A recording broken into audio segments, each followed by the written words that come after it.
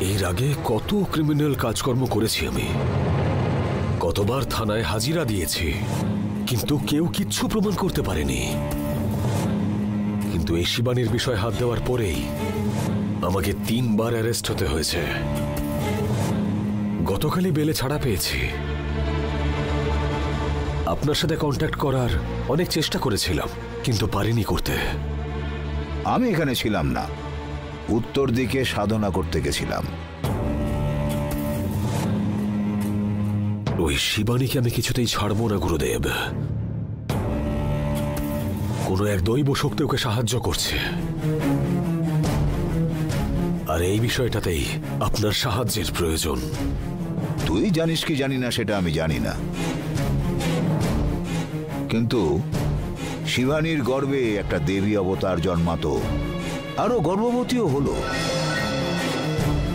কিন্তু আমার পুজো আর সাহায্য দিয়ে ওর গর্ভে থাকা বাচ্চা ওখানেই আমি শেষ করে দিলাম। জানি গুরুদেব, আমি সব খবরই পেয়েছি, আর তারপর থেকে খুব আনন্দ হচ্ছে। এখন ওর সর্বনাশের জন্য একটা পুজো করছি। ওর বুদ্ধি ঠিকঠাক কাজ করবে না, আর ওর নেওয়া সব নির্ণয় ভুল হবে। সঙ্গে থাকা লোকেদের কষ্ট হবে, এটাই আমাদের বড় সুযোগ। তাছাড়া এখন আদির সব পরিস্থিতি এবং সময় খুব ভালো আছে। এখনো যা কিছুই করুক না কেন, ও ঠিক জিতে যাবেই। ওর সাথে হাত মিলিয়ে নে।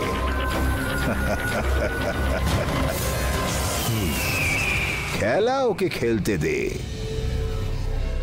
তুই শুধু কাপটা নিয়ে নে। রাস্তায় নেমে ও ফাইট করুক, এসি রুমে বসে তুই আরাম কর। ঠিক আছে গুরুদেব, আমি তাহলে এটাই করব। আমি কালই যাচ্ছি ওর কাছে। আমি মা কালীর পুজোয় বসবো, আর আমার যা যা জিনিস লাগবে তার জন্য একটা লিস্ট পাঠাচ্ছি। ওসব আনার ব্যবস্থা কর। এবার আমি আসছি। ঠিক আছে গুরুদেব।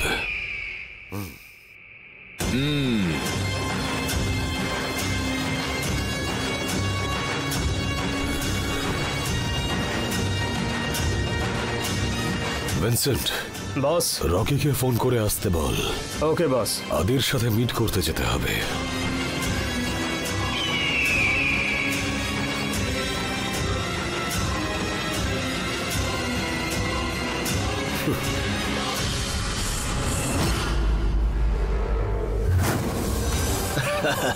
এটাই আসল বিষয়, মাঠে না নেমেই জিতে যাওয়া।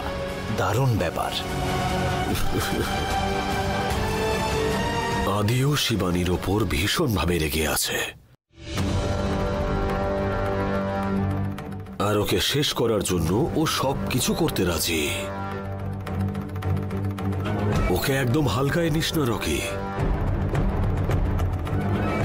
একটা বাচ্চাকে খুন করে ওর মৃতদেহ মাটির নিচে পুঁতে রেখে ওই স্থানে দেবীর মূর্তি প্রতিষ্ঠা করে মন্দির বানিয়েছে। আর এরকম একজন থাকতে আমরা কেন টেনশন নিতে যাব? এই কাজের জন্য যা যা দরকার সব ওই করবে। তুই শুধু ওর সাথে থেকে প্রত্যেক মিনিটের ইনফরমেশন আমাকে দিবি, যাতে আমি দূরে থেকেও সবকিছুর ব্যাপারে অবগত থাকি। ওকে সায়নদা। ঠিক আছে, তুই গাড়িতে ওঠ। এই গাড়ি স্টার্ট কর। ওকে বস।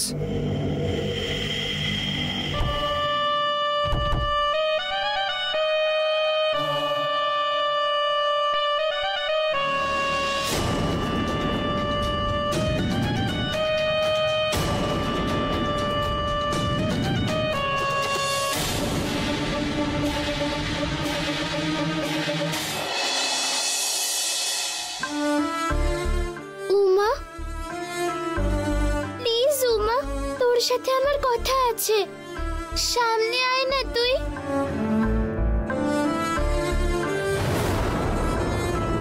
দুর্গা, আরে দিদি, কেমন আছিস রে তুই? ওই পাপিগুলো ভেবেছিল তোকে আবার মেরে ফেলেছে।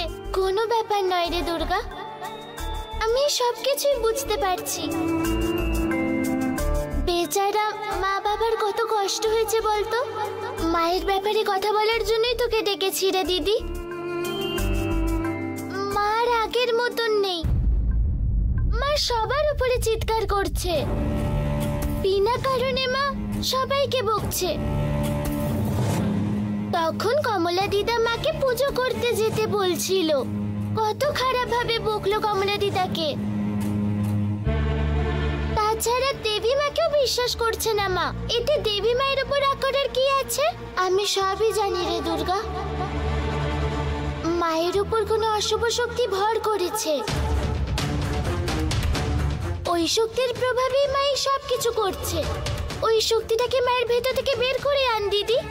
এখন আমার কাছে অতটা শক্তি নেই রে দুর্গা, কিন্তু একটা কথা সত্যি, এই বাড়িতে এখন বড় বড় অঘটন ঘটবে। এই বাড়িতে অশুভ শক্তি ভরে যাবে। দৈব শক্তিকে বন্ধ করে রাখা হয়েছে। চোখের সামনে এত অঘটন ঘটছে দেখেও আমি কোনো কিছু করার মতো পরিস্থিতিতে নেই রে দুর্গা। তুই এইভাবে বললে কি করে হবে রে দিদি? যতই কষ্ট হোক না কেন, ভালো সময় ঠিক আসবে রে দুর্গা। সেই ভরসাতেই আমাদের থাকতে হবে। তুই ভেঙে পড়িস না দুর্গা। এবার আমি আসছি। উমা,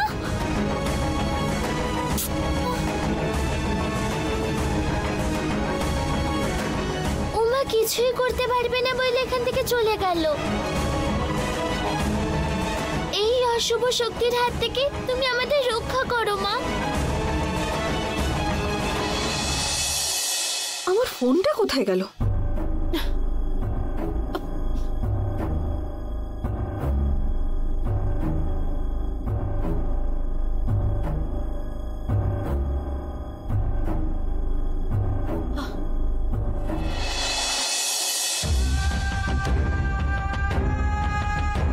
এখানে তো রেখেছিলাম ফোনটা, কোথায় গেল?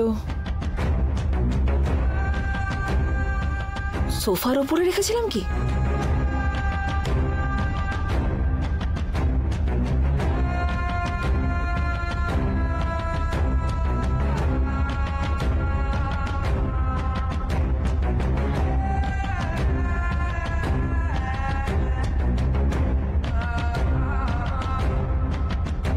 ওর কোথাও তো